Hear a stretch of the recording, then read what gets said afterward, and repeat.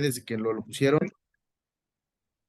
y Sí, es porque importante. dije, o sea, dije, bueno, ya si aceptó mi calificación, a lo mejor ya que se cierra el tiempo del quiz, ya me No, tienes muestra, razón. ¿no? Sí, sí, sí, sí. Déjame, se debe hacer, o sea, digo, Canva está programado por programadores, o sea, poder programar. Lo voy a volver a pedir a Bruno y a la gente de Tech Milenio para lo que pueda hacer, ¿no? Y va a ser una muy buena idea para aprender, para corregir y para tomar en cuenta, ¿no? Sí, porque si Este, no, sí me obliga a a hacer correr los 3 veces. tres, ¿no? A correr 3 veces. Ok, vale, gracias. Sí. Ok, bueno, esa fue la actividad ya. Ahorita todavía tenemos tiempo para las siguientes actividades. Y bueno, vamos a pasar lista. Una pregunta rapidísima. Claro, claro. Bueno, en todos los temas, al final del tema vienen las, bueno, prácticas, ¿no? ¿Esas Ujú. prácticas no se entregan? No, qué bueno que dices, es un recordatorio. Canvas tiene muchas actividades, muchas, un montón, hasta videos y de, extras y demás. Las únicas entregables obligatorias son parte de la calificación, son los quizzes, que está publicado, digo, lo voy a poner acá rápidamente. Para que,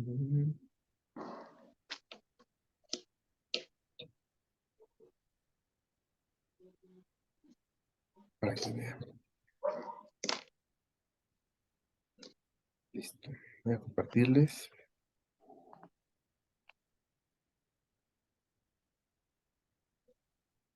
Está en Canvas, está abriendo con mi pantalla de Canvas. Está abierto para todos. Estas son las únicas 6 actividades cuantificables para la calificación del certificado. Todas las demás, digo, por acá está, ¿no? Quiz fue el pasado, el próximo es el 9 de julio. El avance de la evidencia, que es la primera parte de lo que ya platicamos un poquito, es el 16 de julio, el tercer quiz el 30, la evidencia final el 13 de agosto y el último quiz el 20, ¿no? Se dan cuenta, se suma 100 puntos, lo que nos da la calificación final. Lo que comenta Nancy, para quien no lo sabe y es importante, en el curso, digo, espero que ya hayan entrado, ya lo hayan leído y demás, vienen, en información general está el temario global, me meto acá un tema, el que sea. Como les decía, vienen varias cosas aquí.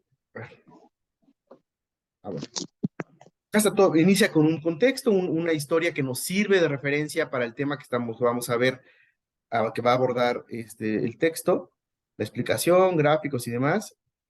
Y al final viene una práctica. Para la siguiente práctica necesitas información tal, atiende o no. Esto está hecho porque este certificado también se puede llevar, el TechMilen lo hace presencial y también se puede llevar de esa manera, ¿no? Entonces, esa práctica, uno, es propuesta, no es calificada ni nada. Acá tenemos una opción de un video referente al tema que estamos viendo y acá lecturas, ¿no? Lecturas que están relacionadas al tema, que van a fortalecer y reforzar lo que ya viste y que te van a orientar un poco más en el tema revisado, ¿no? Y finalmente, no, aquí está, ¿no? Ese es solo de este tema exclusivamente. Cada tema tiene sus recursos Mm, extras. yo estoy viendo nada más la parte donde están las Sí, sesiones, pero los módulos. ahí está, pero no nos alcanza a ver Es que, ya vi, pero, espera.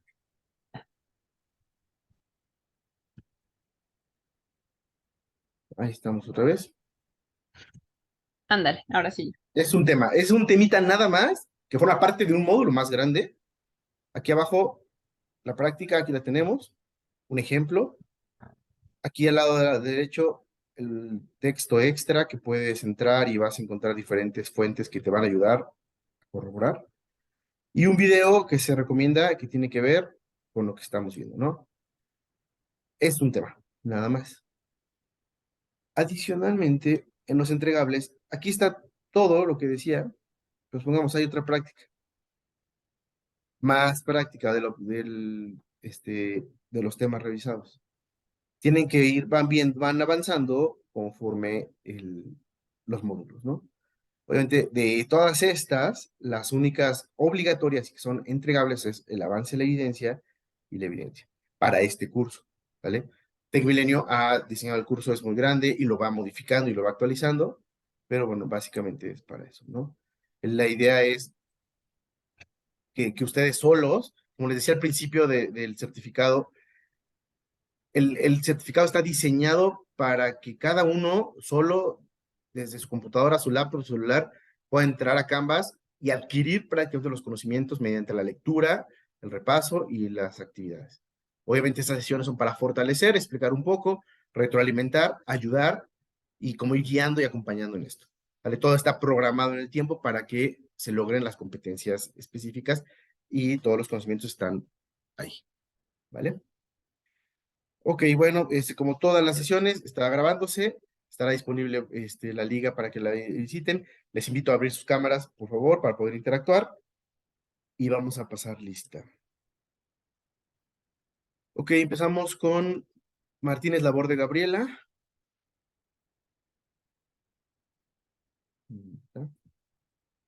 Michelle Arce Bernardo. Ya te vi. Presente. Buenas noches. Estrada García Roberto Carlos.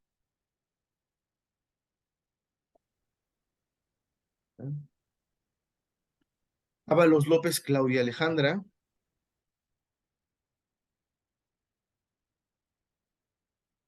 Pérez Landeros Claudia Carolina. Aquí. Guadarrama Morales Christopher.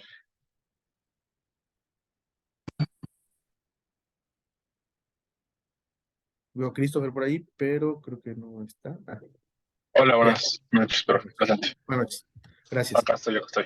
Sí, gracias, gracias. Ovalle Hernández Nancy, ya te vi.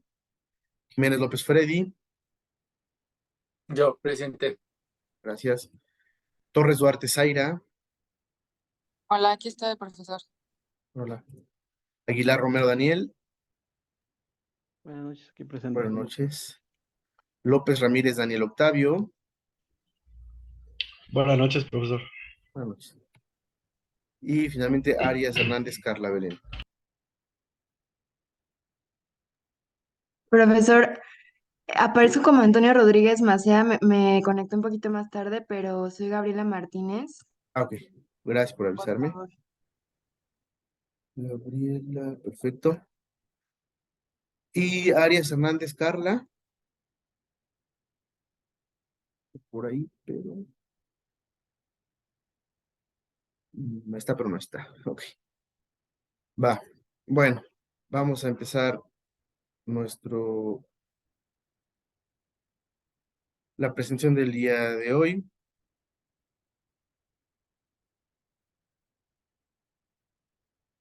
Ok. Ya saben, si hay algún comentario, alguna duda, lo que sea, abran su micrófono, interrumpan con toda confianza. Si lanzo alguna pregunta, igual abran el micrófono y contéstenla. Todo sirve, todo enriquece para ir haciendo esto un poquito más dinámico de lo que hacemos. Y bueno, este módulo 3, esta semana 3, tiene 4 temas. Como les he dicho, el programa está hecho combinando en cada sesión, en cada módulo, un poco de todo lo que tiene que ver para hacer un conocimiento más integral e irlo fundamentando. Los 4 temas para este módulo es el mercado de derivados, las sociedades de inversión, riesgos en los fondos de inversión y un poquito de matemáticas financieras. Ahí alguien en el chat. Ok, Carla, ya, gracias. De acuerdo, ya te tomo en cuenta. Ok. Sí, sí, ya está, Carla, gracias. Ok, empezamos entonces con los derivados. ¿Qué es el mercado de derivados? ¿Alguien sabe o ha investigado o ha escuchado acerca de los derivados?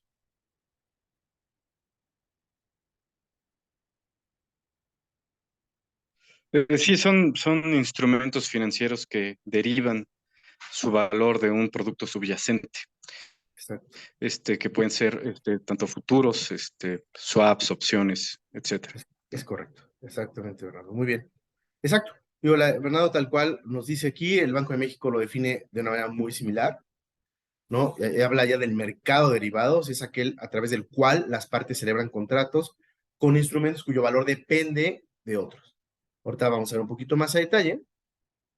Un producto derivado tendrá un determinado valor dependiendo de lo que valga un activo subyacente. Un activo subyacente puede ser puede ser, hay diferentes, ¿no? Puede ser muchos valores, puede ser el tipo de cambio, una tasa de interés, el valor de un commodity, ¿no? Una acción también puede bueno, tener su derivado. Entonces, esto nos ayuda para diferentes cuestiones, como especular, para protegernos, para cubrirnos del futuro, porque no sabemos cómo va a ser el valor de ese determinado instrumento en el futuro, podemos protegernos y tu instrumento va a estar derivado o subyacente de aquel instrumento, ¿no? A lo mejor yo quiero, la volatilidad de ahorita del tipo de cambio está muy, muy baja y a mí me conviene que esté así, entonces me cubro por si sube. Oye, contrato un producto derivado sobre el precio del dólar para que en 3 meses se mantenga, ¿no? Hay diferentes tipos de productos, ya iremos viendo, en el que algunos pagaré algo así como una prima de seguro, o para ejercerlo, para no ejercerlo, etc. Vamos a hablar, los derivados, todos estos instrumentos se negocian dentro del mercado de derivados y vamos a entender un poquito de qué va con un video que lo voy a poner en este momento.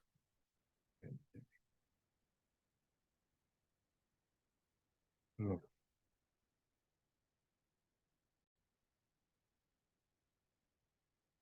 Listo. Ahora sí.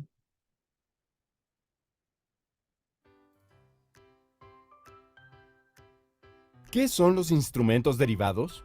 Son contratos diseñados para cubrir algún riesgo parecido a un seguro. Imaginemos a un importador que debe pagar sus compromisos en dólares. Ante la posibilidad de que el dólar se encarezca para pagos futuros, decide prevenir y comprar un instrumento derivado para fijar hoy el tipo de cambio a futuro. El instrumento derivado es un futuro del dólar. Existen derivados de todos los productos imaginables que suelen nombrarse commodities. El MEXDER es el mercado de derivados de la Bolsa Mexicana de Valores que se caracteriza por ser estandarizado. Es decir, nosotros definimos las condiciones de un contrato para que quienes vengan a operar aquí conozcan sus características y funcionamiento. En el MEXDER se negocian principalmente derivados financieros como futuros y opciones sobre acciones, índices como IPC o NAFTRAC, tasas de interés y divisas, entre otros. Es conveniente que fortalezcamos una cultura de cobertura de riesgos ante escenarios de incertidumbre y los instrumentos derivados son una muy buena alternativa. Acércate al MEXDER a través de un miembro operador quien podrá orientarte. Consulta la sección de información general en mexder.com.mx. Bueno, creo que con esta explicación y un poquito de lo que ya hemos platicado, está un poco más claro. Como les decía, hay activos subyacentes financieros y no financieros. Los financieros más comunes son las acciones de una empresa, la tasa de interés, como la TIE, instrumentos de deuda, que son estos que emiten una empresa para hacerse de capital, los índices bursátiles que representan a un global de un conglomerado de acciones de una bolsa, de un mercado, o los tipos de cambio, ¿no? El valor de dólar, divisas en euro, etc.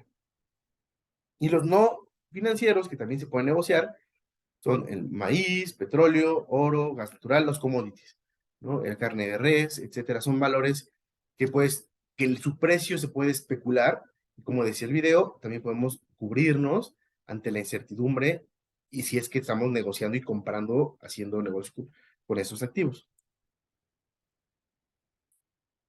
Actualmente no existe una ley que lo regule, las entidades participantes y las operaciones realizadas son normadas por diferentes elementos. Reglas a las que habrán que sujetarse los participantes del mercado, ¿no? O sea, como quien dice, no hay una ley tal cual, pero hay diferentes reglamentos a los que tienen que apegar al estar en un mercado regulado, ¿no? Todas las disposiciones de carácter prudencial hasta las que estarán sujetas para que todos los participantes puedan fluir dentro de estos contratos derivados en la bolsa. además de las normas propias de autorregulación emitidas por la Bolsa Mexicana de Derivados, y asigna que su contraparte a las que se ajustan los participantes en la bolsa, ¿no? Estas normas para que todo esté adecuado, para que fluya, normas de información, normas de operación, podemos entrar más a detalle, pero nos hace que sea un mercado más ordenado. Cabe resaltar que los instrumentos propios de este mercado se negocian en dos sitios. El mercado organizado, que es justo lo que estamos diciendo, ¿no? El MEXDER, con reglas, con conceptos muy claros, con orden, etcétera. Y el mercado extrabursátil, que se conoce como over the counter. ¿Vale? Ahorita vamos a hablar un poquito más de ello, pero es básicamente lo que se opera dentro de esta bolsa, en el caso de México, de derivados, el MEXDER, y lo que se hace por fuera con cualquier otro broker, plataforma, etcétera. El mercado organizado y sus instrumentos. Es aquel donde las transacciones se realizan a través de una infraestructura, como les decía, es ordenado, es incluso físicamente en un lugar, por así decirlo, que es el MEXDER. Actualmente esta institución opera contratos de futuros y de opciones sobre dólar, eurobonos, acciones, índices y tasas de interés. ¿Vale? Está muy dirigido, está muy parametrizado y muy ordenado en ese sentido. En este mercado se comercializan futuros, como lo comentábamos hace rato, opciones y swaps. ¿Qué son los futuros de este mercado regulado? Un futuro es un contrato en el que se establece la obligación de una operación de compra o venta de un bien determinado a un precio pactado previamente en una fecha específica. Este contrato es estandarizado en cuanto a su tamaño, vencimiento y forma de liquidación. ¿Qué quiere decir? Yo me voy a obligar a comprarlo, este bien, en un determinado tiempo. Hay un ejemplo que nos ayuda a tenerlo más claro. Por ejemplo, la empresa A tiene una deuda en dólares y sus ingresos son en pesos. El monto de su deuda es de $10,000, lo cual tendrá que pagar en un mes. Imagina que la empresa compra a través de una institución financiera un contrato de futuro del dólar, pactando las siguientes condiciones. El activo subyacente es el dólar, monto $10,000, precio de compra 10.50 pesos por dólar. Él quiere que se respete ese precio. Quizás él piensa que hay mucha volatilidad y ese precio va a subir, entonces él pacta a ese precio. Fecha de vencimiento, en esta fecha el comparador de los dólares pacta comprar esos $10,000 a ese precio de 10.50. Si dentro de un mes el dólar sube a 11, por ejemplo, la empresa habrá tenido una ganancia de 50 centavos por dólar, porque ya lo pactó, ya lo hizo a esa manera. Al contrario, si en el mercado el dólar se vende a 10 pesos, la empresa habrá perdido 50 centavos por cada dólar comprado, porque ya es un contrato que se ejerce. ¿Cómo va a funcionar? Como dice acá, el derivado se paga, por decirlo de una forma, después. ¿En qué sentido?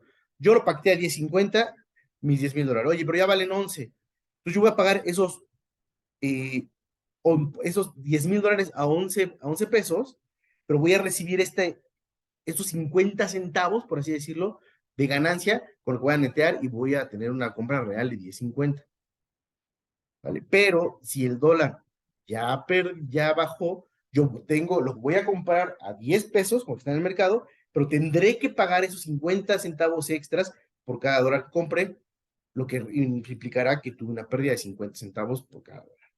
¿Vale? Esto es un contrato que se tiene que cumplir sí o sí en la fecha estipulada, en el tiempo estipulado. Obviamente tiene un costo que se calcula y que la empresa que le compra este derivado tendrá que pagarlo al momento de contratarlo. Si después o no tuve una ventaja o desventaja, ya será parte del mercado, porque yo lo pacté a eso y me tengo que comprometer y lo tengo que cumplir. ¿Vale? Esos son los futuros. A diferencia de esto, existen las opciones. Este instrumento está compuesto por un contrato en el que se da derecho al comprador, pero no la obligación de llevar a cabo una operación de compra o venta de un bien a cambio del pago de una prima. Una prima como un seguro. ¿Qué quiere decir? Es muy similar. Hay un activo subyacente, que es el que puede ser el dólar, el strike price, que es el precio que se determina, el vencimiento, que es cuando voy a ejercer este contrato, la prima, que es el costo, ¿no? En lo que me cuesta esta cobertura, y el precio de mercado al final del plazo, ¿no? Que lo mismo, como decía, oye, yo lo pongo a 10.50, mi premio strike, 10.50, al final del periodo vale 11, entonces tengo la opción a ejercer este contrato. Cosa distinta, si al final del periodo ya bajó y yo lo pacté 10.50 y está a 10, tengo la opción de no ejercer. ¿Sale? Entonces, es como un seguro. El seguro tiene la opción, si pasa algo, lo ocupas, si no, no lo ocupas. A diferencia del futuro, que hay un contrato que se tiene que cumplir cabalmente. Hasta aquí, bueno, con estas definiciones, ¿hay algún comentario o duda? ¿Cuál sería mejor? Híjole, es que es diferente. En realidad, digo, depende mucho el mercado, cómo se encuentre, depende de la operación, ¿no? Como decíamos, un cliente que su deuda es en dólares, su ingreso en pesos, la verdad, pues tiene que cuidar mucho esta parte. Si ve que la volatilidad le está jugando en contra, en realidad no hay como un mejor o un peor, sino es entender la naturaleza de cada uno de ellos y lo que tú estás dispuesto a ejercer. Entiendo, y habrá que, no tengo el dato exacto ahorita, es el costo de un futuro es, por decirlo, más barato como tal del contrato de derivado que una opción. Porque la opción te da, si bien vas a pagar un poquito más, pero vas a tener la libertad de tú decidir al final del contrato, ¿no? Entonces aquí sí habría que analizar la situación particular del cliente, las fechas en las que se encuentran, el activo subyacente, etc. O podría también ser como, depende del activo que se quiera comprar. Por Sí, también, ejemplo, si son dólares o, por ejemplo, oro, ese tipo sí, de cosas. sí, si te das cuenta, me regreso, en el mercado organizado mexicano, el MEXDER, únicamente hay futuros, opciones y swaps. ¿De qué? De dólar, eurobonos, acciones, índices y tasas de interés. Nada más. Entonces ya acotamos también un poquito más a dónde vamos. Hay un instrumento igual en el mercado over the counter, que es por fuera, donde sí están todos los commodities, todo. Incluso, bueno, en México no existe, en Estados Unidos está la bolsa de derivados, por decir, en Chicago, donde se negocian todos estos y sí con ciertas orden y ciertas reglas, ¿no? Pero aquí vamos acotando un poquito a entender que al menos en México solo son estos instrumentos los que se negocian y los que se pueden dentro del mercado organizado comprar y encontrar estos derivados. Ok. Dentro de las opciones, como decía, están compuestos por un contrato en el que se da derecho, tú sabrás si lo ejerces o no, no la obligación de llevar a cabo cierta operación, ¿no? De la compra o de la venta de un valor determinado. Compra o venta quiere decir, yo tengo dólares, quiero venderlos, o yo tengo pesos, quiero comprar dólares. En ambos sentidos se puede operar un instrumento derivado. La opción call es la opción de compra. En este contrato, el comprador tiene el derecho, al pagar esta prima, no la obligación, otra vez, de comprar un activo subyacente a un precio determinado en la fecha. Como, oye, yo quiero comprar dólares en esa fecha a este precio, ¿vale? Pero quiero tener esa opción de usarla o no usarla, ¿no? Entonces, el vendedor da del call, a cambio de recibir el pago de la prima, tiene la obligación de vender el activo si el comprador decide ejercer el derecho a comprar, ¿no? Y la opción contraria, que es la opción put, la opción de venta, dentro de esta opción el comprador tiene el derecho, más no la obligación, pagando una prima, de vender un activo subyacente a un precio determinado. Por otro lado, el vendedor del put, a cambio de recibir el pago de la prima, tiene la obligación de comprar el activo si el comprador decide hacerlo o no. O sea, aquí es únicamente entender que hay opciones de compra y de venta de acuerdo a cada activo y siempre en este caso tendremos la libertad de ejercerlo o no. ¿Vale? No hay una obligación como tal, es como una prima. Los swaps se conocen como permutas financieras y son contratos entre dos partes en las que se pactan el intercambio de flujos periódicos de dinero sobre un valor referente. ¿Cómo está esto? Vamos a un ejemplo. Un swap de divisa. Una persona tiene una deuda en dólares y recibe ingresos en pesos. Y otra tiene ingresos en dólares y una deuda en pesos. O sea, la situación al revés. Esta situación puede resolverse intercambiando su equivalencia en las respectivas deudas, pagando el que tiene ingresos en pesos la deuda en pesos y el que recibe ingresos en dólares la deuda en dólares. De esta manera, ambos estarán cubiertos en el tema cambiario. ¿Vale? Obviamente habría que pactar las reglas, habría que pactar los montos para que fuera un beneficio para ambas partes. Los instrumentos derivados no implican necesariamente la entrega del activo, ¿sale? Sino una compensación en efectivo por la diferencia, que es lo que les dije hace rato. Yo voy a comprar mis dólares al precio que está en el mercado, pero voy a recibir esta compensación por fuera, digamos de una manera, porque yo ya había pactado lo más barato el precio del dólar, ¿no? Dentro de los swaps más comunes se encuentran las tasas de interés y los de divisas, que es el ejemplo en el que estamos viendo. Entonces, igual, negociando no significa que yo voy a tener los dólares físicamente, ¿no? O no significa cuando negociamos los commodities de oro, maíz, azúcar, que voy a tener los costales de azúcar en mi casa o los lingotes de oro yo físicamente. Sino se va negociando y se va haciendo la transferencia electrónicamente. Ahora vamos a hablar del mercado extra bursátil, over the counter y sus instrumentos. Son muy similares, son los mismos, solamente tienen otro nombre y están, por así decirlo, por fuera. Se pactan las operaciones directamente entre compradores y vendedores de contratos no estandarizados. Son productos hechos a las necesidades de cada participante. Por así decirlo, yo oferto en el mercado de derivados algo que necesito y encuentro quien me lo ofrece, ¿vale? No es exactamente en la caja particular de una institución. El mercado extrabursátil se comercializa en los siguientes instrumentos: forwards y warrants.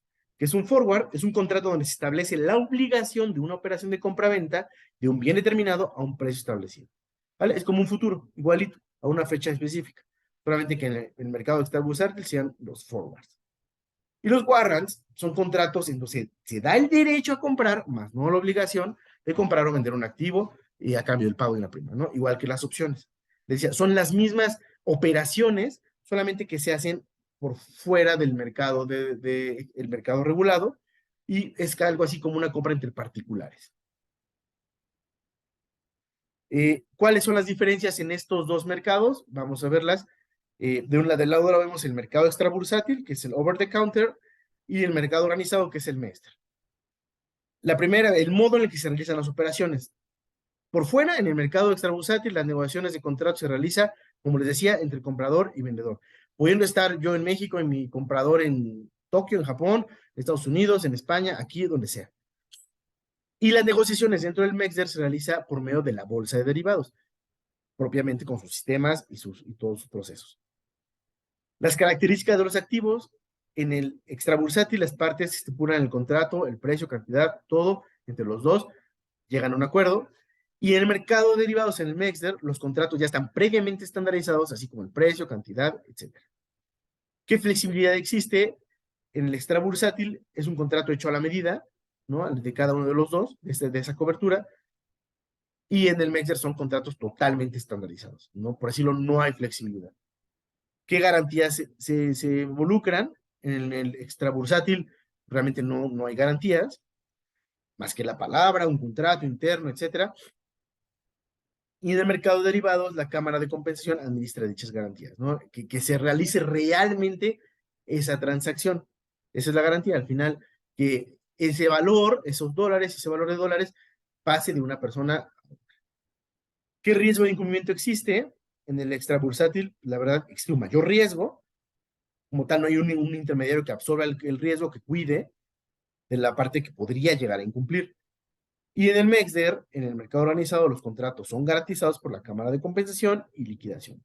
Quiere decir que si yo hago un contrato en eso, yo tengo que demostrar que tengo el valor, en lo que estoy negociando, para poderlo vender. Reconocimiento de pérdidas y ganancias: en el extrabursátil se realiza directamente entre los involucrados y nuevamente en el MEXDER mediante la Cámara de Compensación. ¿Qué liquidez tienen los contratos?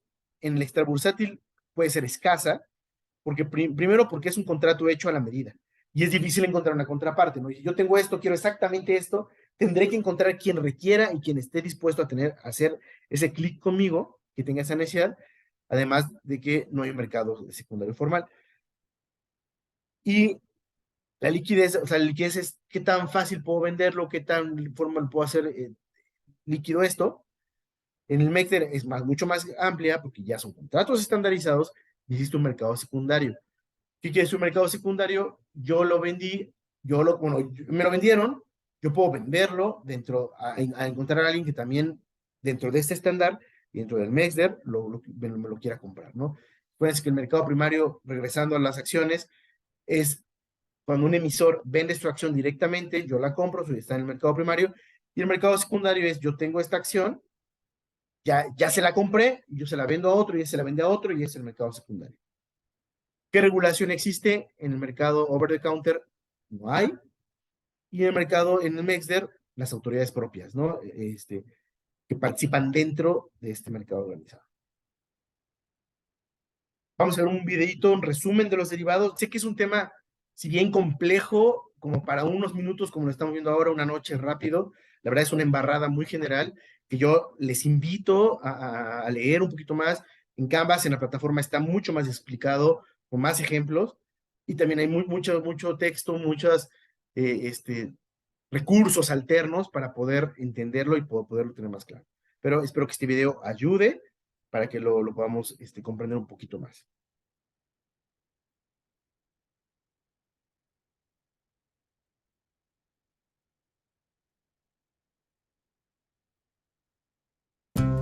Hola, bienvenidos a esta nueva cápsula informativa de Grupo COSAM, donde aprenderás acerca de estos dos tipos de mercado, MEXDER y OTC, así como sus principales características.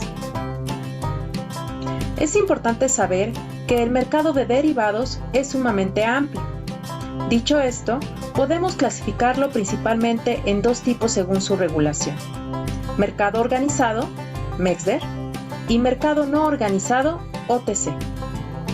¿Qué es el mercado mexicano de derivados? Es conocido como MEXDER. Es un mercado formal o estandarizado, el cual ofrece diversas ventajas a quienes en él participan. Cuenta con una cámara de compensación y liquidación asigna, la cual se convierte en un respaldo y contraparte de toda operación efectuada en el MEXDER, minimizando el riesgo de incumplimiento, lo que significa que estará obligada a pagar si el vendedor incumple. Se van a negociar contratos estandarizados, en tamaño o volumen, fecha de vencimiento, forma de liquidación y negociación. Los contratos negociados en el MEXDER son contratos de futuros, contratos de opciones y swaps de tasas de interés. ¿Qué es el OTC? OTC es la abreviatura de Over the Counter, que se podría traducir como en el mostrador. Es un mercado extrabursátil, ya que sus operaciones no se realizan en bolsa, sino fuera del ámbito de los mercados organizados y directamente entre las contrapartes. Por ende, la actividad en estos mercados no está supervisada. No existe cámara de compensación, por lo que el riesgo de incumplimiento es mayor.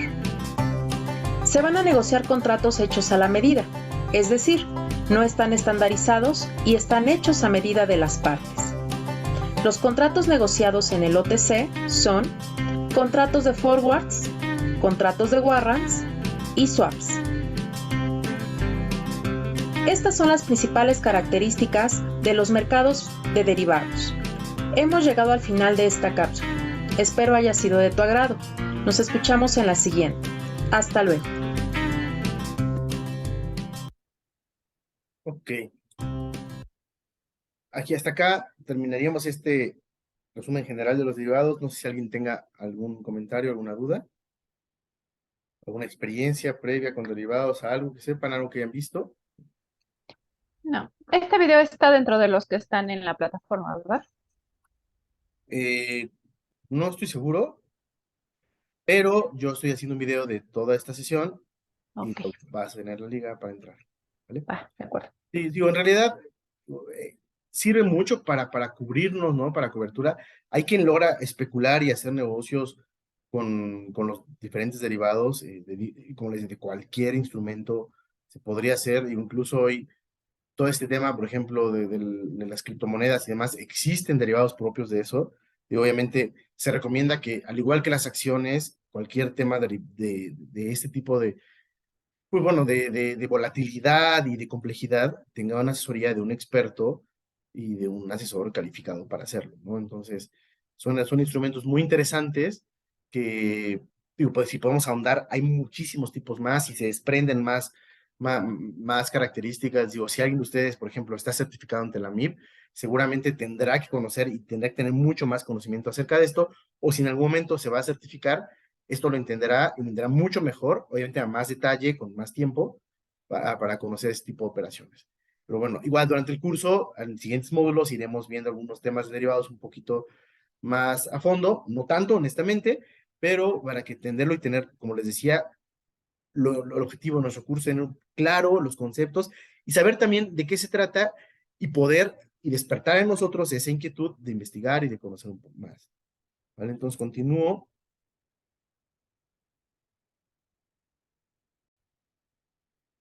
El siguiente tema de este módulo son las sociedades de inversión.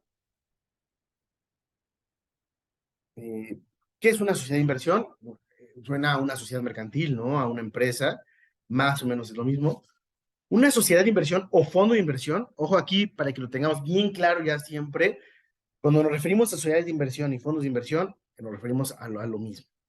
Es una sociedad anónima de capital variable, como les decía, una sociedad mercantil, una empresa, entre comillas, autorizada por la Comisión Nacional Bancaria, en la cual capta recursos del público inversionista mediante la emisión de acciones representativas de su capital social. ¿Vale? Así como una empresa tiene capital social y tiene accionistas, funcionan una sociedad de inversión o fondos de inversión. ¿Cuáles son las ventajas de invertir en una sociedad de inversión? Nos pone aquí arriba, fácil acceso a mercados donde el inversionista individualmente se le dificultaría participar. Estas sociedades de inversión pueden estar formadas, o estos fondos, por así decirlo, son canastas donde se invierte, donde captan diferentes instrumentos de naturalezas muy diferentes o muy iguales, depende del tipo de sociedad, y que tú, quizás como inversionista más pequeño, puedes acceder a ello. ¿Vale? Es a lo que se refiere. Y no necesariamente poner todo el riesgo o juntar todo el capital y entrar a un mercado nada más. ¿Vale? Entonces, por eso nos habla de esta facilidad de acceso. Reinversión del dinero recapitalizando continuamente los recursos. Como su única naturaleza es captar recursos, invertirlos, esas ganancias, estos intereses, estos recursos que se van ganando se van recapitalizando y va haciendo un fondo más grande. Los montos de inversión mínimos son bajos, ¿no? Como le decía, con la intención de acercar al mayor público inversionista. La repartición de los costos en la administración del fondo también es bajo porque son muchos accionistas, muchos instrumentos, entonces se diversifica esto. Y bueno, distintos plazos de liquidez que existe, no son iguales todos, dentro del mismo fondo incluso puede cambiar, pero hay fondos de inversión a un día, a una semana, a un mes, a 3 meses, etcétera, etcétera, ¿no? A lo que es bien importante que les mencionaba es la diversificación de riesgos por tratarse de una cartera de inversión en distintos tipos de valores, ¿no? A lo mejor es un fondo especializado en acciones de la bolsa, ¿no? O en deuda, o en moneda extranjera, no sé, ¿no? Entonces, existen diferentes fondos que están, y algo que es muy importante, que están regulados y supervisados por la Comisión Nacional Bancaria de Valores. Esto le da certeza al público inversionista de que su dinero está siendo bien invertido en el sentido que está siendo invertido en lo que dice que está invertido, ¿vale? Porque los estatutos de cada sociedad de inversión, de cada fondo deben estar muy claros, entonces no hay pierde, por decirlo de una manera, de que estén yendo hacia otro lado. ¿Cómo funcionan las sociedades de inversión?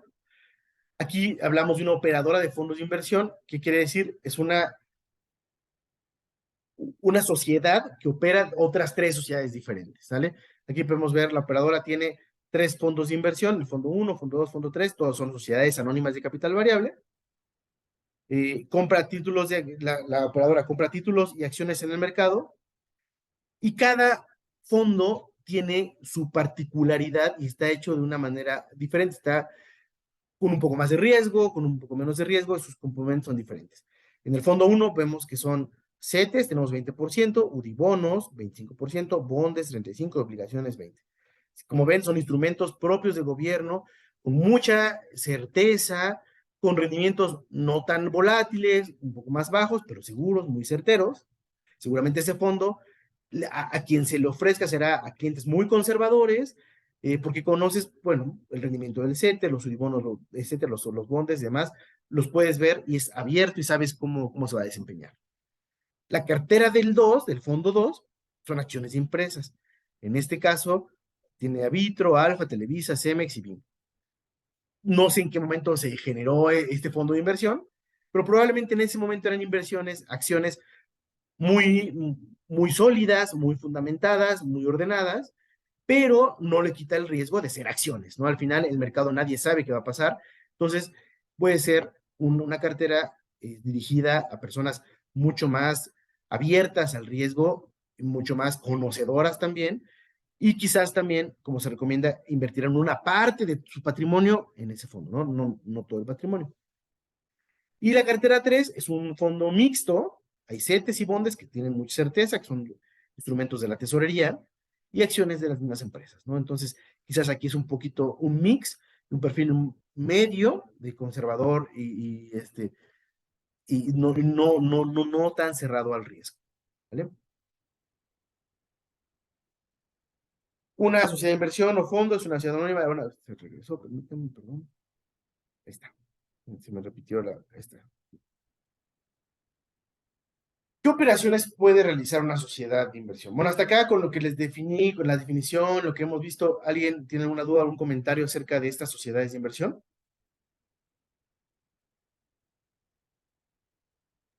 No. No, por mi parte. No, nada. Operaciones que se pueden realizar. ¿Qué operaciones puede realizar? Comprar, vender, invertir activos con objeto de inversión establecido en las reglas. Como les decía, se debe conocer claramente ese fondo, qué tipo de activos está invertido o va a invertir, ¿no? Esa es su tarea, comprar y vender, invertir fondos. Celebrar operaciones de reporte y préstamo de valores. Esta es una parte no tan común, pero es el préstamo de los valores propios del fondo.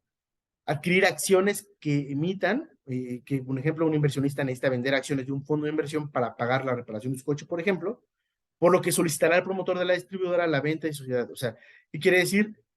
Que esas acciones están en el mercado, están libres y tú puedes, siempre y cuando se cumplan las reglas estipuladas, comprar, tienes tus fondos y convertirlos, hacerlos líquidos en el momento que tú lo requieras, siempre y cuando se cumplan las reglas de ese fondo. Comprar o vender acciones representativas del capital social de otras sociedades de inversión, podrían ir a otra sociedad para diversificar aún más, también se puede. Obtener préstamos bancarios y no bancarios, así como emitir valores representativos de una deuda, ¿no? Podrían obtener préstamos y también emitir valores de deuda, títulos de deuda, como parte de su portafolio de inversión. ¿Qué no pueden hacer las sociedades de inversión? Recibir depósitos en efectivo directamente, solo pueden recibir cheques o transferencias electrónicas. Normalmente ya los bancos son los que principalmente operan los fondos de inversión para sus clientes. Todo esto ya lo tienen estipulado y sistematizado, ¿no? No pueden dar garantías, dar en garantía sus bienes, muebles, inmuebles, nada. O sea, no pueden ser garantes de otra sociedad o de alguien más con relación a un préstamo, un crédito, no se puede. No pueden otorgar aval, lo mismo. Recomprar o vender las acciones que emitan un precio distinto determinado por una sociedad valuadora de acciones de un fondo. Existen diferentes sociedades, lo vamos a ir viendo, que son, por así decirlo, complementarias a las sociedades de inversión. La operadora es una, la que puede tener varias. La calificadora es la que va a revisar cómo se administra, en qué está invertido y demás, y va a emitir una calificación, por decirlo, oficial para que el público inversionista conozca y sepa qué tan seguro puede ser este fondo. Aquí, y también la evaluadora de precio va a determinar el precio de las acciones de este fondo. Entonces, no puedo vender algo diferente a lo que me está permitido. Si el valor está estipulado en eso, yo tengo que respetarlo y venderlo en el mismo, ¿no? Obviamente es muy claro, pero bueno, es algo que no se debe hacer. Otorgar créditos, excepto préstamos y reporte de valores, que es lo que estábamos hablando arriba, que en realidad no es tan común en las ciudades de inversión, porque no es su naturaleza. No son bancos o son sofomes que estén dirigidas al crédito. Aquí son las principales actividades. Como les decía, es muy claro, cada fondo debe tener muy específico para el público inversionista en qué va a estar invertido, cuál es su objetivo. No se puede garantizar, porque son acciones, son diferentes títulos, no se pueden garantizar nada, pero siempre tendremos el histórico de este fondo, ¿no? El saber, oye, en los últimos 12 meses, así se comportaron las acciones de este fondo, que son acciones, como decía, formadas por más instrumentos, pero en esta combinación se portó de esto y otorgó tal rendimiento, con tal de que el público inversionista, tú o yo, o quien sea, sepamos y estemos convencidos de lo que estamos haciendo. Tipos de sociedades de inversión, de acuerdo a su objeto, a su actividad objeto. Tenemos las acciones las sociedades abiertas que invierten en instrumentos de deuda. Su cartera de inversión está compuesta por títulos de deuda. Estas deuda que, por ejemplo, el gobierno o alguna empresa emite para capitalizarse, pagarés y títulos emitidos por el gobierno. Sus rendimientos son estables, ¿no? Los instrumentos de deuda normalmente son estables, están muy seguros. Pueden también tener renta variable, ¿no? Su cartera de inversión está compuesta por acciones, IPOs, títulos de deuda, ya más volátiles, quizás con rendimientos mucho más altos probablemente, pero están dentro de ello. CIOLES opera exclusivamente con activos objeto de inversión que se definan en los prospectos de inversión. O sea que únicamente va a operar con lo que está definido en los prospectos de inversión. Estas sociedades son sociedades abiertas y sociedades cerradas son SINCAS que operan con activos con un objeto de inversión cuya naturaleza corresponde a acciones o partes sociales, obligaciones y bonos a cargo de una empresa que promueva la propia sociedad. Que únicamente se enfoquen en los instrumentos que esa sociedad, que esa empresa que va a estar vinculada al fondo de inversión, únicamente podrá tenerlo. Cerrada, abierta es, podemos prácticamente invertir un poco de todo, como podemos ver acá, y cerrada es, únicamente operaremos con activos propios de una empresa que va a ser promovida por la misma sociedad. ¿Vale? Entonces, esos son los dos tipos de sociedades de inversión. Como les digo, hay muchas operadoras tienen sus propias sociedades de inversión, sus propias fondos de inversión, pero bueno, esos son los principales tipos y características de las mismas. Otras clasificaciones son, ya vamos a ir más a detalle en lo que está invirtiendo dicha sociedad, ¿no? Por ejemplo, tenemos sociedades de inversión de deuda de corto plazo y mediano plazo y largo, ¿no? Oye, por el plazo en el que inviertes, ¿no? Hay de corto plazo, menor de un año, mediano plazo de mayor a un año hasta 3, y más de 3 años se le considera largo plazo. Sociedades de inversión de mercado de dinero, aquellas que invierten en instrumentos de deuda en moneda nacional de alta liquidez, corto plazo y alta calidad crediticia, como los CETES. ¿Vale? También son de bajo riesgo. Un ejemplo era el Fondo 1, el que veíamos en el ejemplo en las diapositivas anteriores, ¿no? Invertidas en CETES, en bondes, en el mercado de dinero, ¿no? En el mercado de deuda, principalmente incluso de la tesorería del gobierno. Las sociedades de inversión en renta variable se clasifican de acuerdo al porcentaje de inversión en acciones, ¿no? En acciones ya más volátiles, acciones de la bolsa. Especializado en acciones quiere decir que mínimo tiene el 80% en acciones.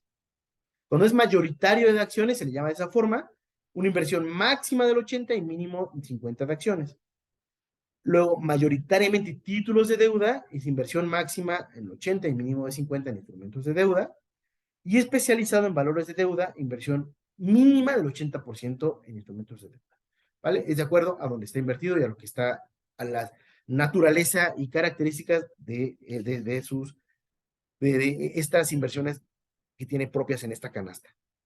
Sociedades de inversión especializadas son aquellas en donde la inversión en su activo se puede especializar, ¿no? Puede ser en instrumentos de gobierno, en privados, industriales, en agropecuarios, en regionales, y algo muy, muy específico en temas de acciones de construcción, ¿no? Diferentes cuestiones ya regionales, y para que se considere especializada, siempre y cuando deberá mantener el 80% en este sector. Sociedades de inversión indizadas, estas pueden ser sociedades de instrumentos de deuda o de renta variable, y aplica a aquellas sociedades cuyo objetivo es una réplica de un índice, ¿no? El IPC, que es el índice de la Bolsa Mexicana, puede replicar el Standard & Poor's de Estados Unidos, el CAC 40 de Francia, el UDI, etc. O sea, que estas sociedades de inversión su objetivo va a ser replicar estos índices, ¿no? Sus componentes van a estar replicando y van a estar únicamente enfocados a replicar un índice. Obviamente, desde el prospecto inicial, desde la información inicial, se plasmará y se dirá cuál índice es y hasta qué cierto porcentaje de réplica, etcétera, será el mismo. Las sociedades de inversión discrecionales son fondos de inversión de deuda y renta variable que son discrecionales, no se basan en una composición de activos objetivo, sino en una estrategia de límite de exposición. O sea, no como las anteriores que, oye, yo estoy invertido solamente en renta variable o solamente en un sector agropecuario, ¿no? O en la industria. Aquí vamos a hablar, la estrategia es límite de exposición al riesgo. ¿no? ¿Cuál es mi objetivo? No, pues la tasa de 7 de 28 días más 50 puntos base. ¿No? Si el CETE ahorita está a 11, pues más 50 puntos, ¿no? A 11.5. Es mi objetivo. Entonces esta sociedad va a estar armada independientemente de los instrumentos que sea, buscando certeza y buscando al menos lograr en este caso el 7 más 50 puntos base. Entonces, probablemente podrá mezclar diferentes instrumentos, pero nunca perdiendo de vista su objetivo, que es el rendimiento.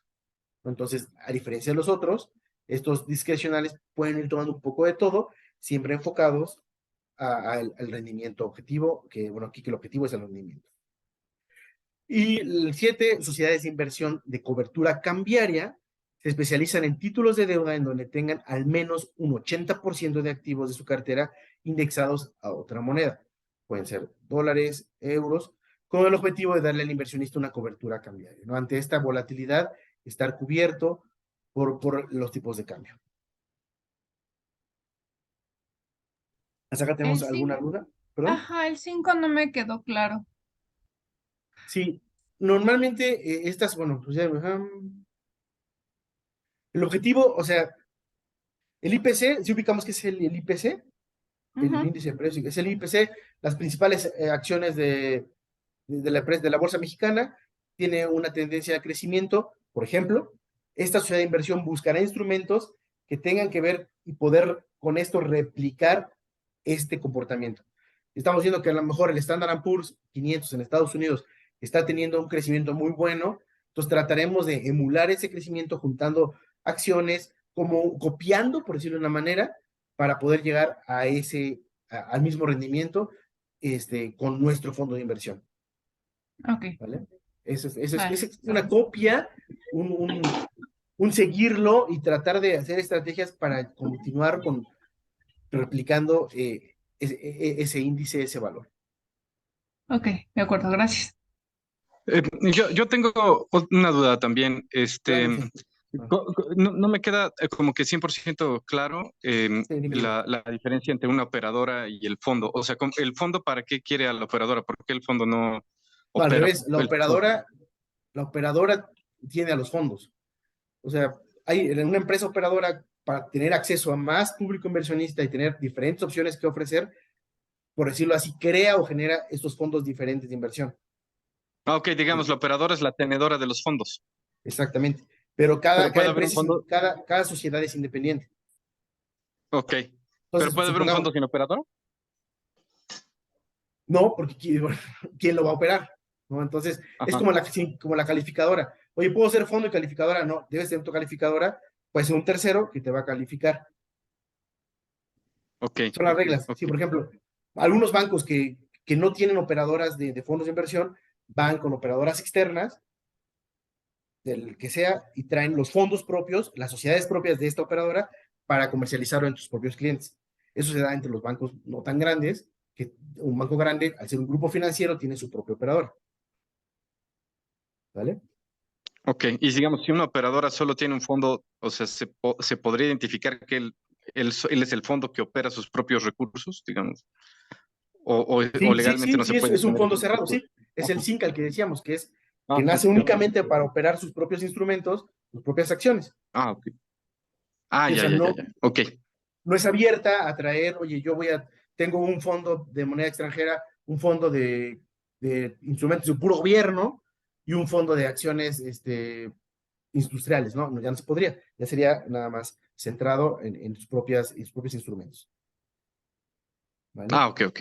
Gracias. No, nada. A ver, me regreso. Hay una tablita que copié, porque no la copiamos de Canvas. Espero que se entienda, si no en Canvas está un poco más claro, porque no sé si la pusimos bien.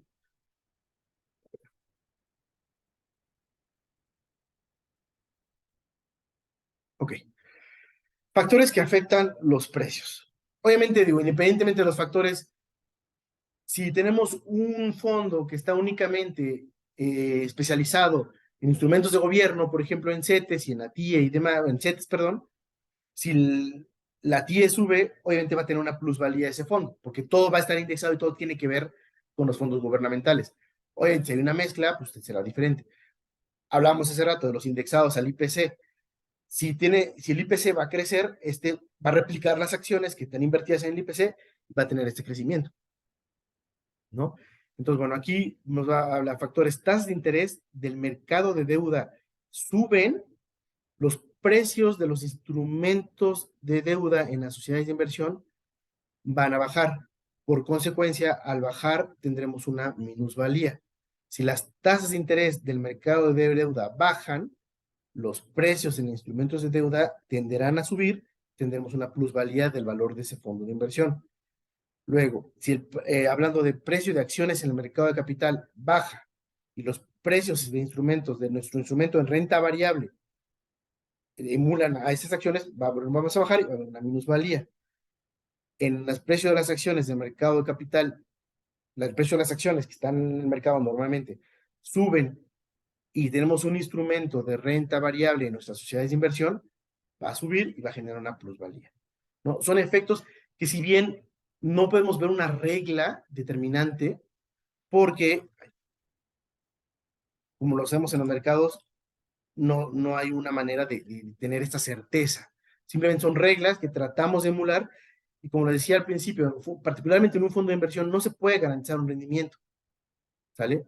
Porque no sabemos qué va a pasar con los instrumentos el día de mañana. Entonces podemos ver el histórico y podemos ver que la tendencia ha sido muy sana, muy segura, muy ordenada, pero no tenemos esa certeza porque está compuesta por una canasta de diferentes instrumentos que, si bien están invertidos en el mercado financiero, y pueden tener estas tendencias a subir o bajar, ¿no? Luego, Que ver con que luego dicen que, bueno, incrementó sí, el porcentaje, Banxico incrementó la tasa de interés a De referencia. cierto ajá, porcentaje. Ajá. sí, a ver, voy a ver por eso. ¿Eso? Sí, por ejemplo, la tasa de referencia es, digamos, vamos a dejarlo claro, la tasa TIE, que es el costo del dinero, por decirlo de una manera, tanto para los bancos como para nosotros cuando tenemos crédito, ¿no? Pero a la par, si la tasa de referencia es fuerte, como está haciendo ahora, que es alta, Ajá. automáticamente el valor del CETE, que es, por así decirlo, la tesorería del país, va replicando este valor también. Entonces, va creciendo. Entonces, los CETES, que son los certificados de la tesorería, ofrecen más rendimiento a sus inversionistas. Entonces, si tenemos un fondo de inversión en su mayor parte con instrumentos gubernamentales, al crecer estos seguirán creciendo. Básicamente es lo que nos dicen estas reglas, ¿no? Obviamente, si tenemos, voy a cambiar un poco, pero si tenemos un fondo en dólares, ahora que el dólar está perdiendo valor, vamos a tener una minusvalía, aunque el peso se va a fortalecer, pero yo tengo dólares en mi fondo, aunque soy mexicano y el peso está creciendo muy fuerte, pero mis dólares están perdiendo valor. Entonces voy a tener una minusvalía si mi fondo estuviera mayormente formado por dólares, ¿no? Por tema de cambios. Entonces, ese es entender mayormente por qué está ahí. Otro ejemplo es, si la bolsa mexicana, el IPC, está perdiendo valor y mi fondo está armado de principalmente acciones del IPC, mis acciones del fondo van a tener minusvalía también, porque voy a ir replicando. O sea, no son mercados diferentes, al final son instrumentos invertidos en el mercado de valores, que si bien están diversificados para atender a diferentes mercados, a inversionistas y demás, están dentro del mismo. Entonces, lo que tenga acá se va replicando acá. Obviamente, si tengo un poquito de CETES, de gobierno y un poco de acciones, porque así está hecho el fondo, compensará, a lo mejor la bolsa no me está ayudando, pero los otros sí, los instrumentos gubernamentales, entonces mi fondo estará balanceado y no es como si todo mi dinero lo invirtiera en la bolsa y estuviera perdiendo. Al final, por eso es un tema de diversificación y de acceso a muchos inversionistas. Una persona en cualquier banco puede acercarse y le pueden ofrecer fondos de inversión pues para una herencia, para un seguro de vida, ¿no? Para inversiones patrimoniales no tan riesgosas también. ¿Vale? Ok, de acuerdo, gracias. No, de nada. A ver.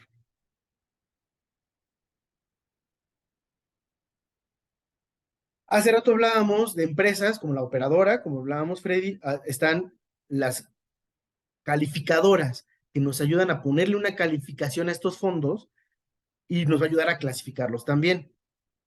¿Vale? Las calificadoras, como dicen, realizan la clasificación de acuerdo a 2 criterios. El primero es la administración y la calidad de los activos. La administración tal cual como una empresa, ¿no? Oye, qué tan bien ordenado, qué tantos procesos tiene esta sociedad. Y la calidad de los activos. Oye, ¿cómo se están desempeñando? Lo hablamos hace rato, ¿no? Oye, a lo mejor el dólar ahorita no es el mejor activo porque hay muchas, está perdiendo valor, etcétera, ¿no? Las acciones de esta empresa, etcétera, ¿no? Va a calificar de acuerdo a la composición, nos va a dar una calificación que describe la capacidad de compromiso de pago de los emisores de los instrumentos, valorando además el historial y experiencia de la administración del fondo. Entonces, podemos ver del lado izquierdo la clasificación desde AAA hasta una B. Esto nos da un nivel de seguridad del fondo. A la AAA, una seguridad sobresaliente, y a la B indisolita, una seguridad mínima, ¿no? Hablando de la tendencia que tiene a perder e incluso la posibilidad de poderme devolver mis recursos, ¿vale? Porque sus activos son muy malos y porque su administración también puede ser muy mala, ¿no? Incluso podría salir del mercado por estar tan mal calificada. Como podemos ver, entre mayor calificación, mejor calificación, tendremos una alta calidad y entre menor calificación una muy baja calidad. ¿Vale? Esto es meramente informativo que nos ayudará a tomar decisiones. También al momento de que el inversionista se acerca a conocer todo el abanico de sociedades de inversión, debe saber que existe una calificación y eso le dará cierta certeza para poder tomar una decisión de dejar su dinero o mejor no invertirlo. El criterio de riesgo de mercado califica el grado de la sensibilidad que tienen los activos de un fondo a altos cambios en el mercado. Aquí hablamos de la calidad de la administración del mismo, incluso de que me puedan o no me puedan pagar o devolver mis recursos. Aquí hablamos ya el riesgo, como riesgo en mercado, ¿no? Y qué tan expuesto estoy a los cambios de tasa de interés, inflación, tipos de cambio, liquidez, etcétera, del no variable macroeconómica. Esta calificación se representa numéricamente, por lo que entre mayor sea el número, mayor va a ser su sensibilidad. En una calificación 1 hay una sensibilidad baja, en la calificación 2 baja hasta lo más alta hay una sensibilidad muy alta. Aquí la flechita, no representa la tablita de izquierda, porque a un mayor número hay una mayor sensibilidad y a un menor número una menor sensibilidad. ¿Qué quiere decir? Entre más sensible sea, estoy más expuesto a las variables macroeconómicas, ¿no? Estoy más, por decirlo, más pegado al mercado y más desempeñándome como se desempeña el mercado, ¿no? Pasó con la pandemia, todas las bolsas se cayeron y los fondos que estaban muy pegados al mercado, muy sensibles, seguramente también cayeron en ese momento, ¿no? Por ejemplo, con una guerra, cuando el petróleo, el valor es muy volátil, etc. ¿Cómo gana o cómo son los ingresos de una operadora de fondos de inversión? Estos índices, esta manera de calificar se combina. O sea, puede ser una triple A con un 5. 1. Sí, exactamente. Seguramente, y entre mejor sean, o sea, va a ser como correlacionado, no a fuerza, pero con una triple A, con un 1, oye, es una muy buena sociedad, muy bien administrada, y su sensibilidad por la naturaleza de sus activos no es tan alta, ¿no? Entonces va viendo de esa manera esta correlación para ayudar efectivamente a tomar una decisión. ¿Cómo gana dinero? ¿Cuáles son los ingresos de una operadora de fondos de inversión? Obtienen ingresos a través de 2 fuentes, por el fondo de inversión y por los accionistas del fondo. Las remuneraciones de una operadora de inversión son pagadas directamente por el fondo de inversión, como dice ahí. Estas están en función de los siguientes valores, ¿no?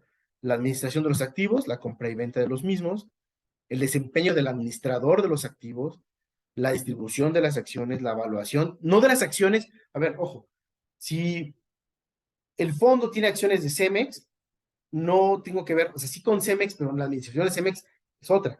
Aquí mi fondo va a tener sus acciones propias que voy a vender también, ¿no? Y que espero que al buen desempeño de los instrumentos que están en mi canasta, mi acción tenga un buen desempeño.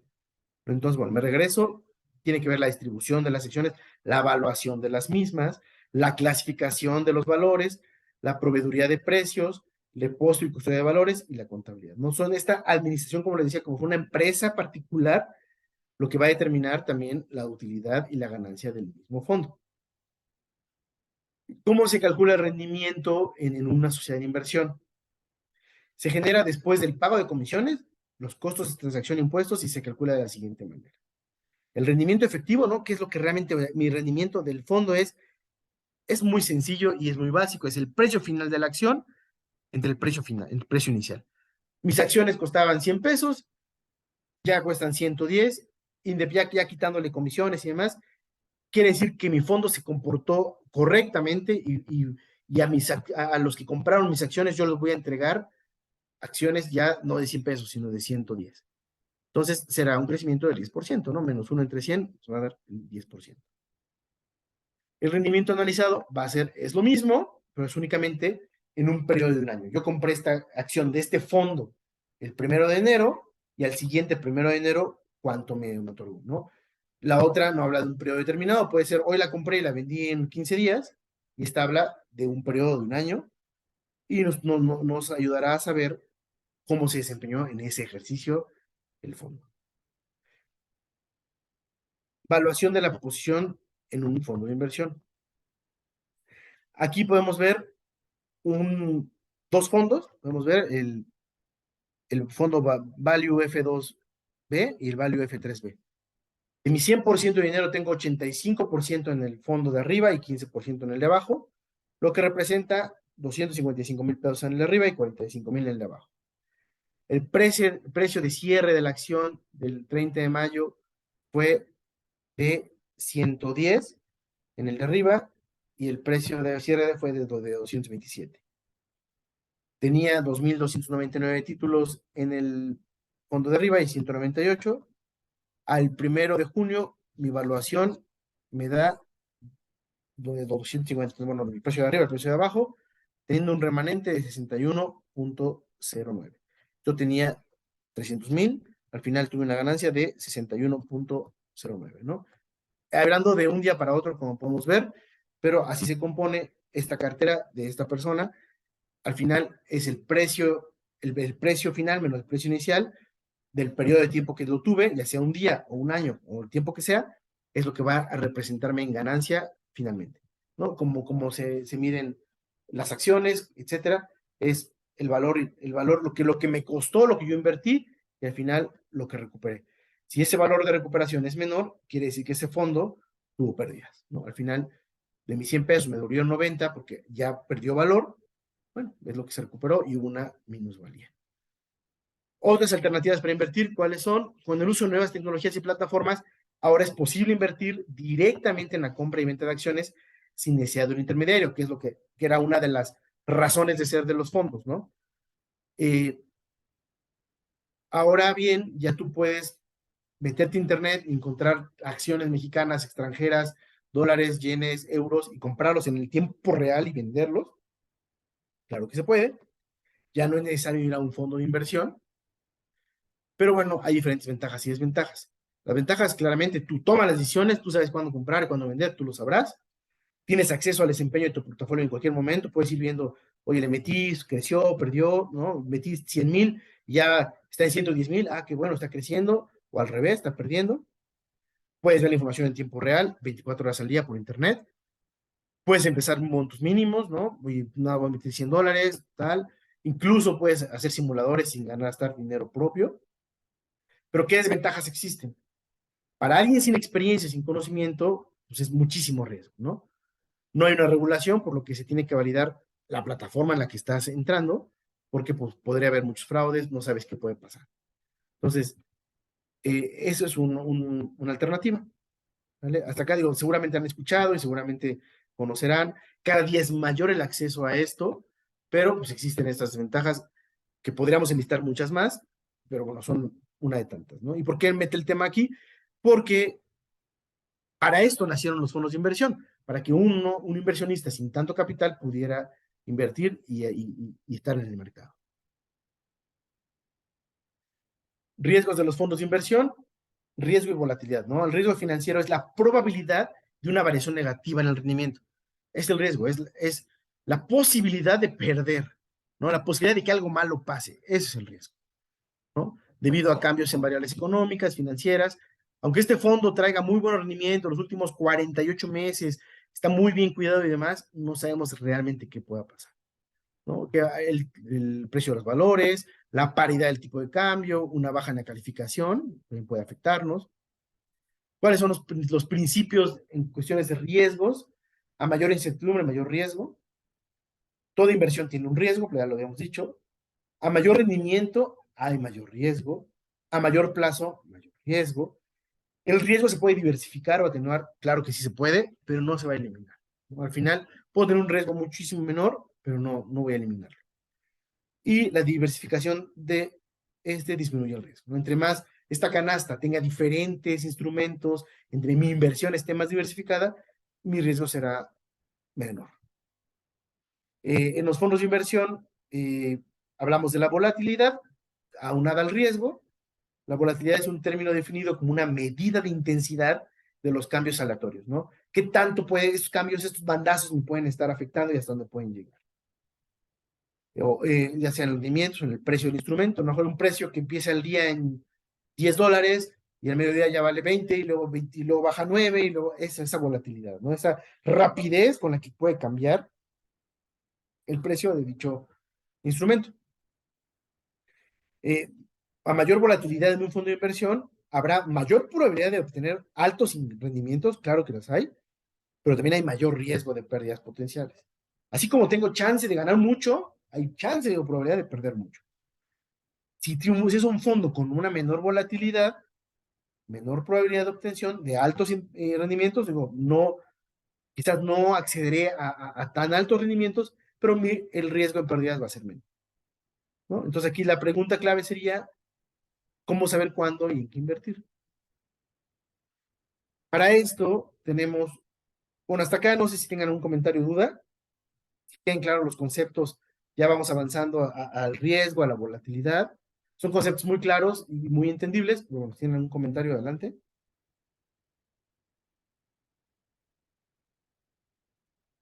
Existe un concepto que se llama VAR, valor en riesgo. El valor en riesgo es un método que cuantifica la exposición a un riesgo del mercado mediante cálculos estadísticos.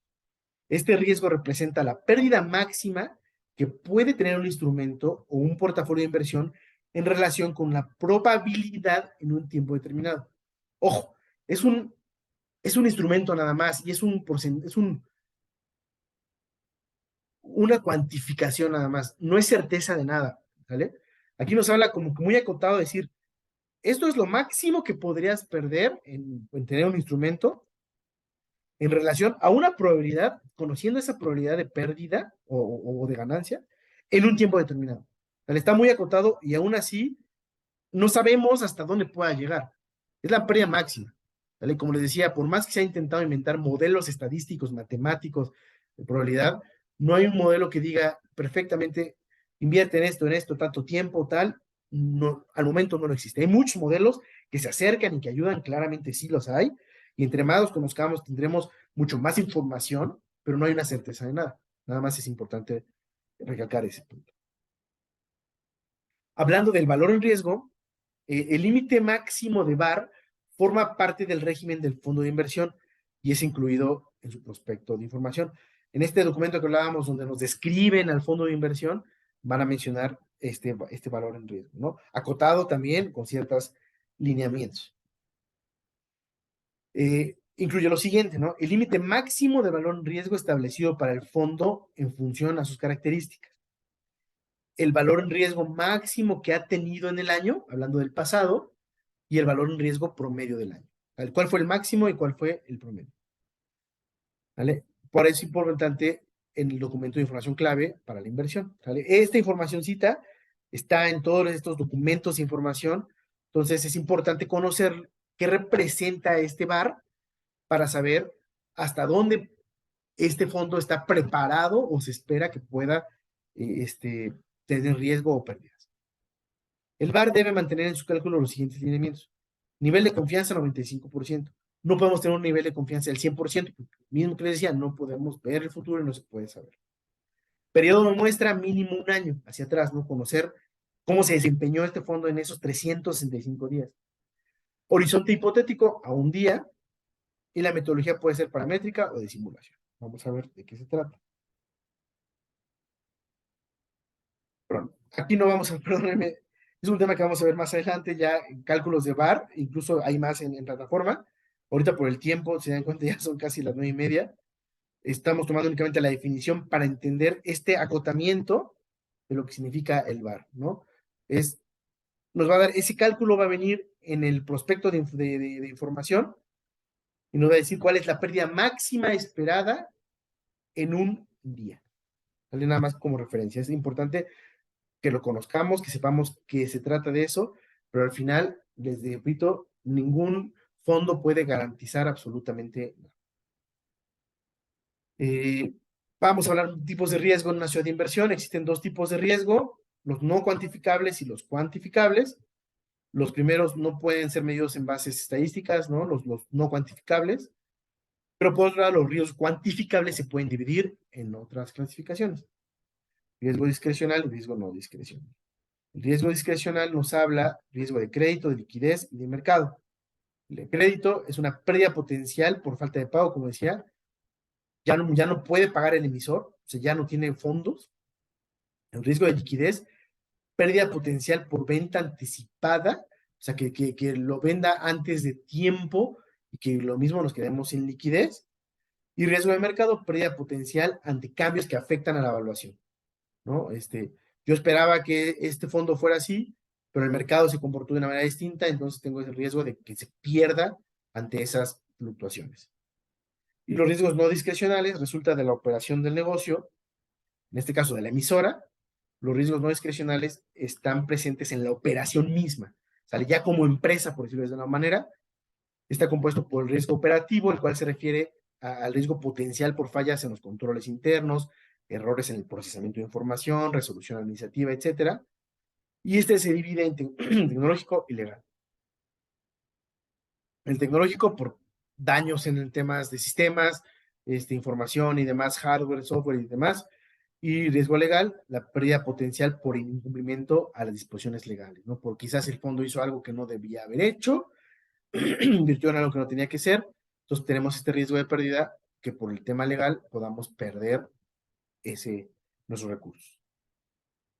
En general, la administración integral de riesgos, de acuerdo a las disposiciones de carácter, habla que cada fondo tiene la obligación de poner medidas para mitigar, vigilar, limitar y controlar el riesgo, ¿no? Con todo esto que acabamos de ver, el fondo es esta sociedad que tiene la obligación de cuidar los recursos que están invertidos en él. Permítanme un segundo.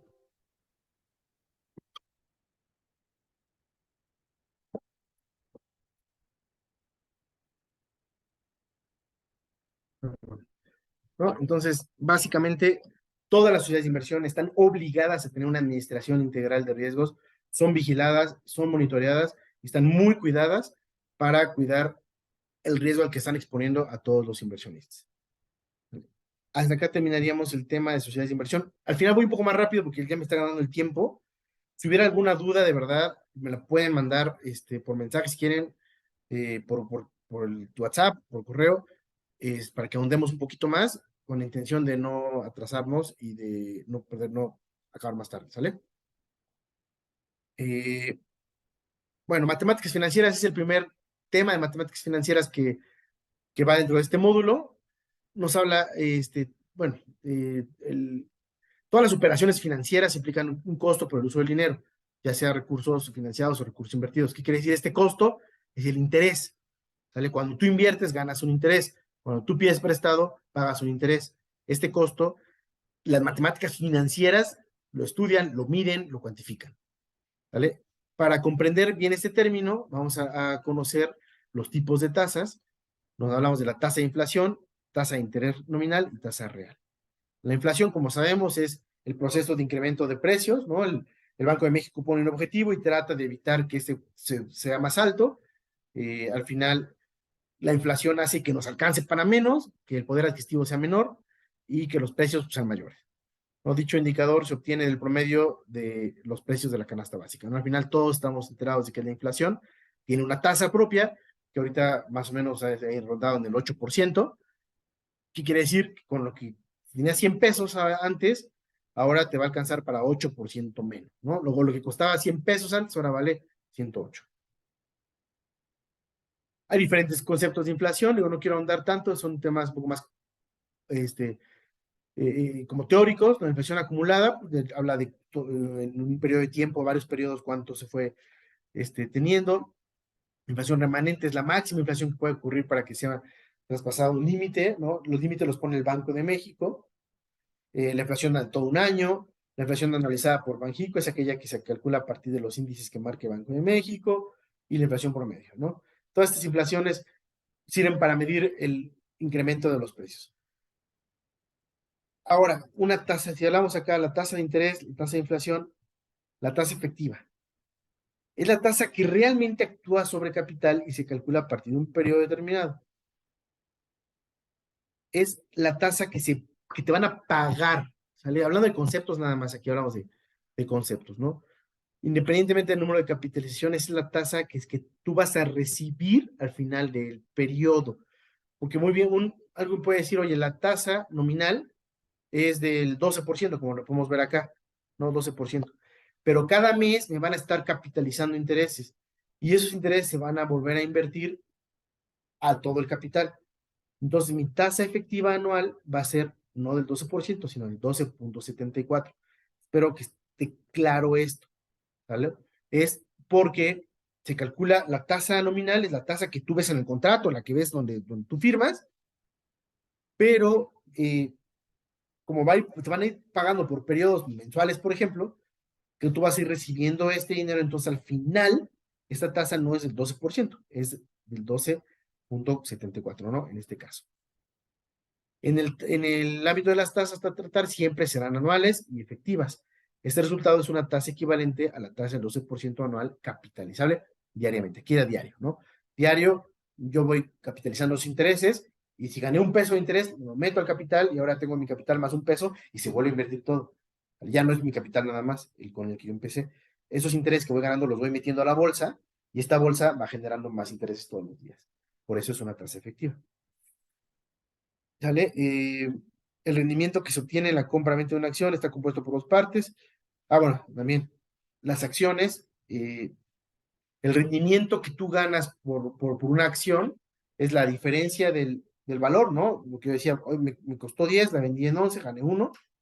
Pero aparte, si yo tengo una acción de Cemex, por ejemplo, soy dueño de una parte de Cemex, y por lo tanto, cuando Cemex reparta dividendos a sus accionistas esta utilidad, yo tendré derecho a esa utilidad, y por lo tanto será parte del rendimiento efectivo de esa acción.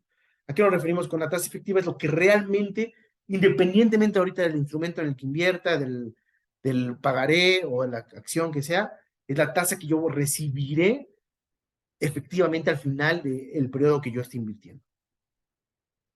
¿Vale? La tasa de interés simple, esa se determina los intereses que produce en el tiempo como resultado de un capital inicial, básicamente, ¿no? O sea, aquí podemos ver la tasa de interés simple, es el monto final, que es el capital que yo con el que invertí, más los intereses que me dio. Si yo tenía un capital de 1,000 pesos y me gané, no sé, 100 pesos, 1,100 pesos, con eso sabré cuál es la tasa de interés simple, ¿no? Cuánto fue lo que gané dividiendo. Es una división muy sencilla.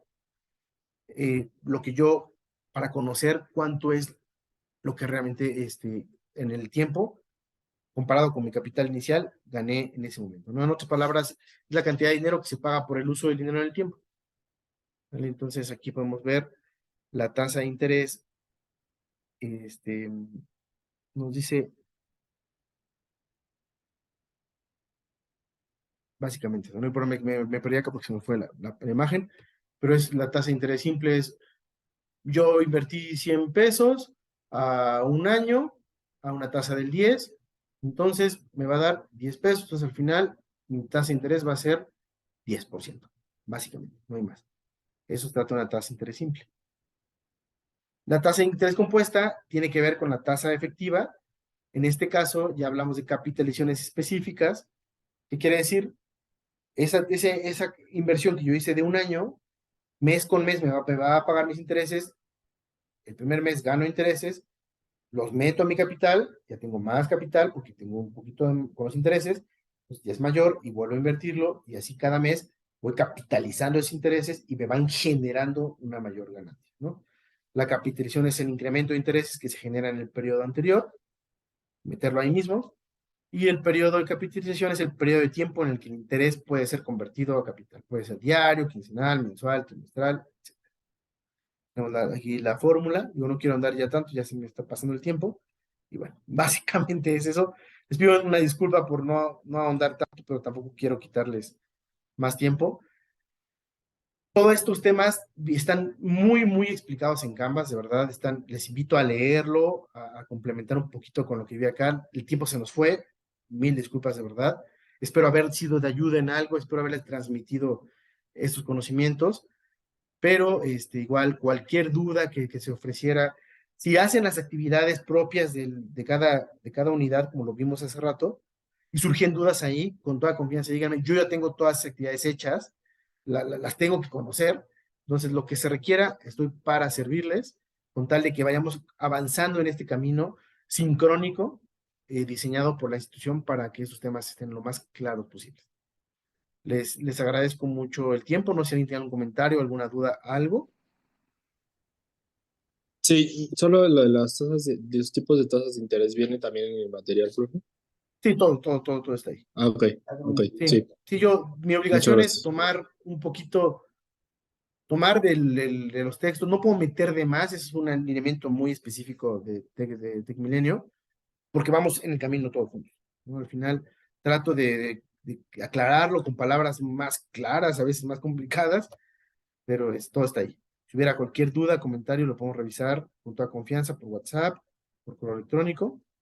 Les invito a leer y releer las lecciones de Canvas, de verdad están muy interesantes, ver todos los recursos que están ahí, que se den tiempo en sus actividades, que se organicen para hacerlo, para sacar el mayor provecho posible a este certificado. ¿Vale? Les agradezco mucho, ya son 9:31, ya nos pasamos, que espero que estén muy bien, que tengan buena noche, les agradezco la presencia a todos y estoy para servirles. Igualmente, profe, muchas gracias. Muchas gracias. Buenas noches. Hasta luego. Gracias. Descansen, a la orden. Igualmente. Mm.